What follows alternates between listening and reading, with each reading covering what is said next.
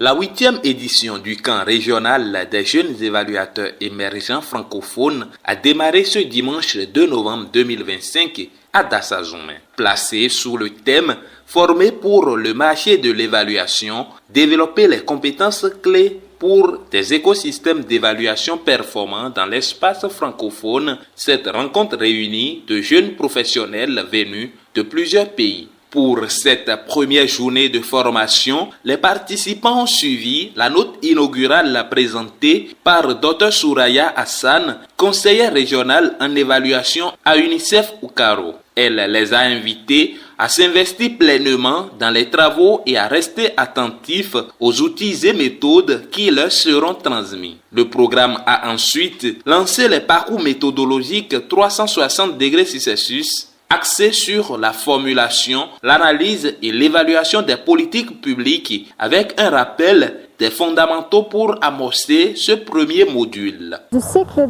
d'analyse de politique publique en commençant par l'importance de comprendre les problèmes de multiples perspectives. Ensuite, on a parlé de formulation de politique publique en termes des instruments qui peuvent être comme les taxes, les subventions, les méthodes incitatives, les investissements publics, etc., assez général.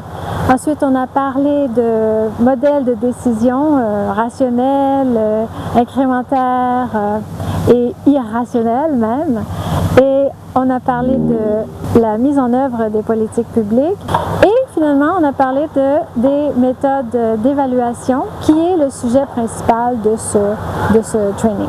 Pour cette formation, l'expertise béninoise et étrangère a été sollicitée. Des formateurs venus de plusieurs pays, notamment le Canada, le Kenya et le Bénin, ont partagé leurs connaissances avec les participants. Nous avons essayé donc d'expliquer que, avant donc de pouvoir véritablement répondre aux objectifs de la politique publique, c'est qu'il faut d'abord connaître les différents types de questions. Et les différents types de questions font appel à la distinction à faire entre unité d'analyse et unité d'observation. Les participants ont appris désormais à faire la différence entre unité d'analyse et unité d'observation.